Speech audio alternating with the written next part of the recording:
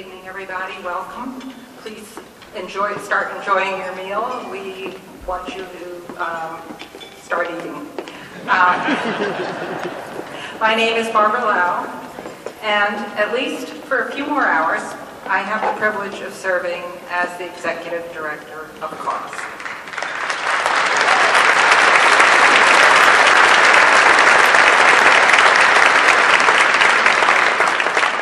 CAUSE has been running programs for wounded warriors for more than 7 years now, and we have seen firsthand what determination and grit, the loving support of family and friends, and the miracle of modern medicine can do to bring these heroes back to health. I'd like to take a minute now to talk about one of my personal heroes. Jennifer Griffin has been our gala MC through all sorts of life's ups and downs. When she first MC'd for us 3 years ago, she was renovating a house and living in her mother's basement with 2 kids. 2 years ago, she was 6 months pregnant. Last year, just weeks before the gala, she received a devastating diagnosis of triple-negative stage 3 breast cancer. But she was here, and the show did go on. And during the grueling year of chemo, surgery, and radiation that followed, she never once stopped working on behalf of wounded warriors, and she never once stopped looking for ways to support CAUSE. Heroes come in many forms. Please join me in welcoming Jennifer Griffin, our 2010 gala.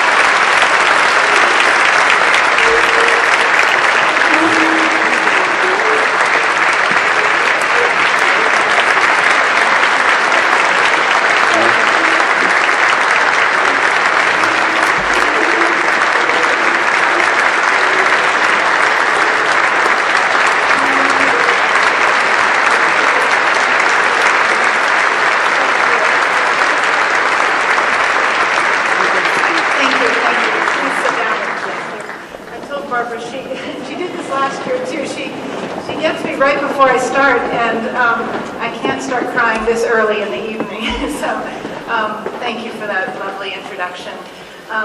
Barbara's right. A year ago, I did stand here before you, and I was bald at the time.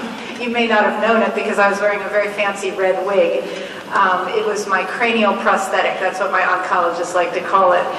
And I used to, and this year, one of the things that I joke with my Fox colleagues about, and we have 2 tables full of Fox colleagues here tonight, and I appreciate them being here very much, but I joke with them that I've broken the color barrier at Fox, so no more blonde highlights.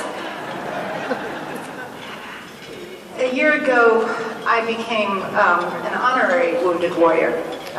The wounded warrior community embraced me in a way. In fact, I'm sitting with Leslie Knosson, who's the sister of Lieutenant Dan Knosson. I told you about him last year. He was the Navy SEAL who about a month before this dinner, he lost both his legs in Afghanistan, and Leslie has been by his side ever since that happened. And she is one of the, I think we don't talk enough about the caregivers and the people who come forward and help our wounded warriors, and they're giving up. What the latest statistics show that it's these young people who are helping the wounded, and they're 90% of those being injured these days are coming back and they're surviving those wounds, and people like Leslie are giving up everything to take care of them. And so Leslie, I tip my hat to you because, you know, I think Dan is a hero.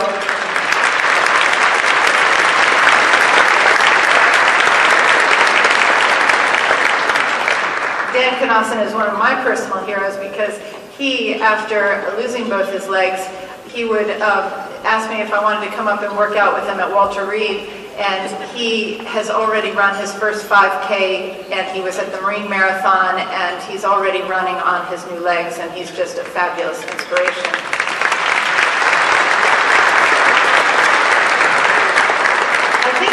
One thing I didn't realize when I entered the cancer community and when I graduated after 17 rounds of chemo and the double mastectomy and 6 weeks of radiation, I didn't realize how much in common the cancer survivors, and you always hear about cancer patients talking about the war that they fought, but I didn't realize we had so much in common with wounded warriors until I realized that we all, whether we like to admit it or not, suffer from, I noticed among my friends who were survivors that you suffer from a form of PTSD if you've gone through any of these kind of battles. And there were so many similarities that it really took my breath away, and for the first time I really could understand what it was like to be a patient, to be trapped in a hospital. And until you've been in that position, you really can't, it's very difficult to understand why groups like CAUSE and the friendships and the services that they provide for patients, how crucial they are. I got to know about CAUSE because my brother, Connor Getz, who's a high school senior here in Washington, has been volunteering for the last 4 years up at Walter Reed. He goes up every other Sunday, and he works in the video libraries. And the thing that CAUSE does, which is so brilliant, and he's shown me this, is that he meets with guys who are just a year or two older than him. They've had some rough injuries, most of them.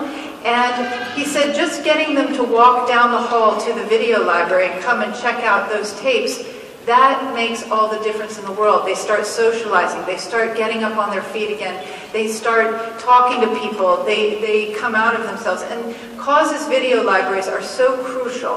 And Connor spent his 2 weeks this summer over at Landstuhl with a couple of friends, and he's an example of the kind of high school students that I think we should be so proud of, who are volunteering and giving back, because we're going to have this problem, and dealing with the number of people that we are going to be dealing with coming wounded off the battlefield is going to last for our lifetime. I want to mention also how CAUSE is expanding. It has done incredible work at Walter Reed, but there are 8 military facilities where they are now serving. And what Barbara has found, and she's told me, is that it's out in the hinterland, out in the smaller bases. It's not, Walter Reed gets all the attention, but it's those places where people come up to her and say, thank you so much for what you're doing. Just by, that's when we have to worry about the wounded, being forgotten. And we can't do that. We really have a responsibility. I feel that I need to mention a few other acts of kindness that I experienced this year that got me through my year, and it's the kind of thing that, it's the reason we're all here tonight, to help these wounded warriors. But I must mention Sharon Hughes, who's here with Lieutenant Colonel Chris Hughes, a dear friend of mine in the 1st MEF. And the week before my surgery, in which I had my mastectomy, I get a package in the mail from her, and meanwhile, Chris is about to deploy with the 1st MEF over to Afghanistan, and it was a very scary time for her and her family, and she still managed to make a Marine sleeping bag, a combat whoopee with my name on it, and she sent it to me, and I wrapped myself in it when I came out of surgery, and I had the Marines behind me, and I just hope that every wounded veteran who comes off the battlefield is embraced with that kind of love.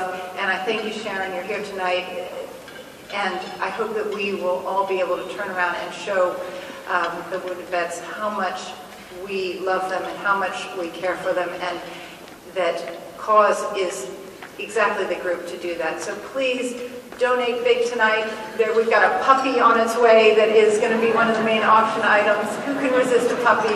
You have your bid pals. The evening is going to, right now we're going to have dinner, and then we're going to have some entertainment, but the auction will end about 9:30, so please bid away. Thank you.